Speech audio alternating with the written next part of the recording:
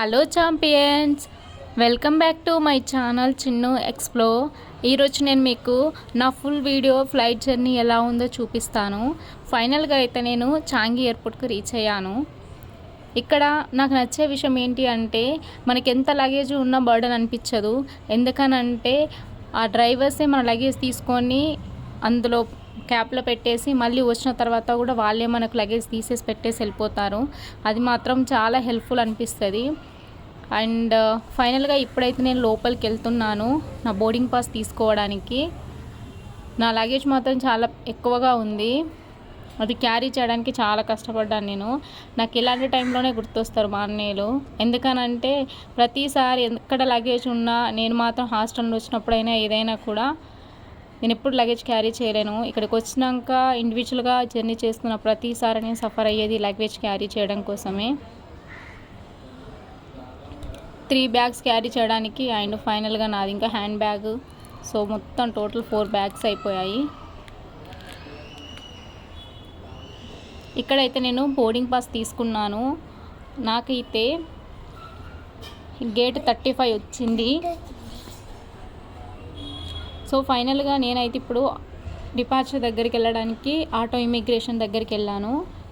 So ఇక్కడ మన passport అనేది అందులో ఇన్సర్ట్ చేస్తే మనం లోపలికి వెళ్ళిపోవచ్చు. అక్కడ మనకు థంబ్ ప్రింట్ ఉంటుంది, ఫుట్ ప్రింట్ కూడా ఉంటుంది. సో మనం అక్కడ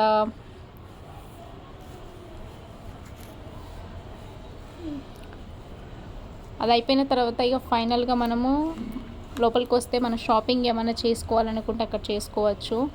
ఎలా అయినా మనం కొంచెం ముందు వెళ్తాం కాబట్టి అక్కడ ఏమన్నా షాపింగ్ చేసుకోవడానికి ఐటమ్స్ ఏమైనా ఉంటే కాస్మెటిక్స్, బ్యూటీ కాస్మెటిక్స్ కానీ, బ్యాగ్స్ కానీ అండ్ ఎవ్రీథింగ్, ఏమైనా క్లోత్స్ కానీ ఏదైనా మనం తీసుకోవాలంటే షాపింగ్ చేసుకోవచ్చు. టూ ఎక్స్పెన్సివ్ ఉంటుంది. ఒకవేళ మీకు ఫుడ్ తినాలి అనిపిస్తే ఫస్ట్ ఫ్లోర్లో మన అక్కడ బ్యాక్ సైడ్కి వెళ్తే మనకు అక్కడ మన ఇండియన్ రెస్టారెంట్ కూడా ఒకటి ఉన్నది. అక్కడ మనకు కావాల్సిన ఫుడ్ ఐటమ్స్ ఉంటాయి, దోశ కానీ ఇడ్లీ అలాంటివి.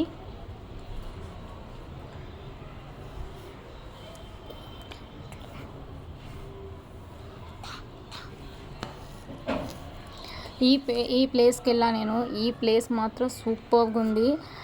ఎంత బాగుందంటే అసలు మాటలు కూడా చెప్పలేము.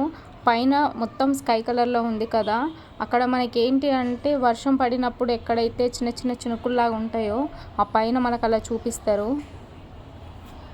మీకు ఇప్పుడు చూపిస్తాను.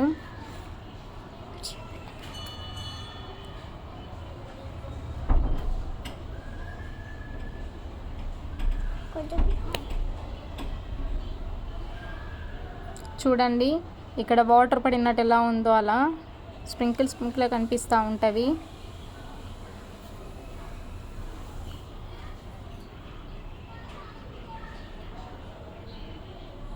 నేను కూడా ఇక్కడ కొన్ని ఫొటోస్ తీసుకున్నాను. సో నా గేట్ నెంబర్ దగ్గరికి అయితే వచ్చేసాను, F35. సో ఇక్కడ మన వాళ్ళందరూ తెలుగు వాళ్ళు ఉన్నారు. ఇక్కడైతే మనకు లగేజ్ అనేది చెక్ చేస్తారు. ఫైనల్గా ఇప్పుడు మేము లోపలికి వెళ్తున్నాము. నాకైతే టర్మినల్ 2 వచ్చింది, గేట్ 35.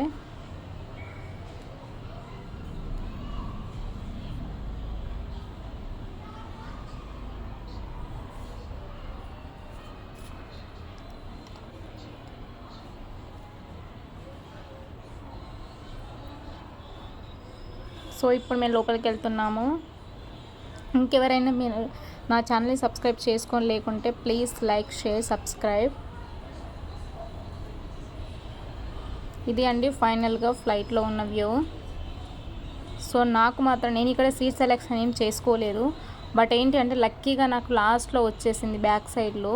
మిడిల్లో వచ్చింది. సో నాకు మిడిల్లో ఇష్టం లేదు కాబట్టి లాస్ట్ ఫైనల్ 3 సీట్స్ ఎంటీ ఉన్నాయని చెప్పి అక్కడికి వెళ్ళి నేను విండోస్ తీసుకున్నాను. సో రిలాక్స్గా మంచిగా కూర్చోవడానికి మంచిగా ఉంది, ఏ డిస్టర్బెన్స్ లేకుండా.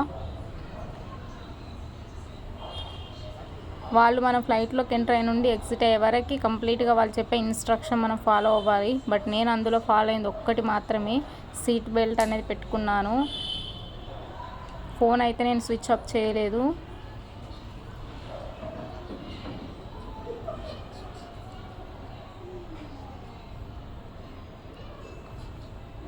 ఇప్పుడు ఫ్లైట్ అనేది టేక్ ఆఫ్ అవ్వడానికి రెడీగా ఉంది. సో ఫైనల్గా అయితే మూవ్ అయింది.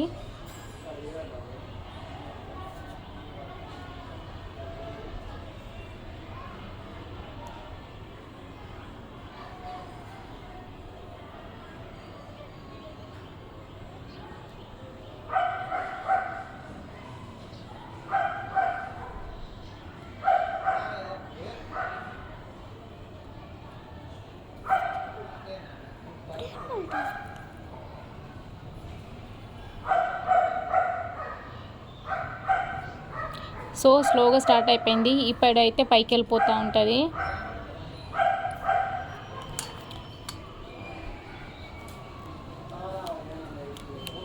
ఇప్పుడు వచ్చి నర్సింగ్ ఫీల్డ్ వాళ్ళు ఎవరైనా ఉంటే కన్ఫామ్గా మీరేంటి అని అంటే ఎక్స్పీరియన్స్ మంచిగా ఉన్న వాళ్ళు ఎస్ఎన్బి ఎగ్జామ్ రాసేసి సింగపూర్ వచ్చేయండి. ఎందుకంటే కొంచెం శాలరీ కూడా ఇంక్రిమెంట్ చేస్తున్నారంట. సో మీకు అది బెనిఫిట్ అవ్వచ్చు. సో ఫైనల్గా నా ఫ్లైట్ అనేది టేకప్ అవుతుంది. ఈ టైంలో అసలు నేను ఫ్లైట్ వాళ్ళ ఇన్స్ట్రక్షన్ అస్సలు ఫాలో అవ్వలేదు. అది రాంగ్ థింగ్. సో ఫైనల్గా వీడియో తీయాలి అంటే తప్పదు కదా. టేకప్ అయిపోయింది ఫ్లైట్. ఇది టేకప్ అయిపోయిన తర్వాత దాని వ్యూ ఎలా ఉందో చూడండి.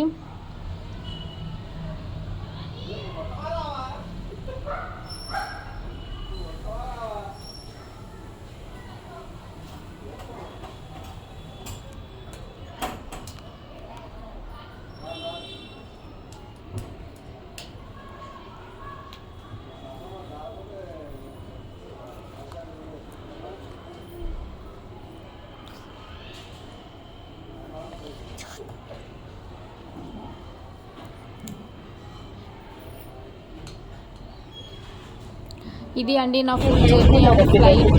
సో మీకు ఒకవేళ వీడియో నచ్చిందంటే ప్లీజ్ అయితే మళ్ళీ చెప్తున్నా, సబ్స్క్రైబ్ చేసుకోండి.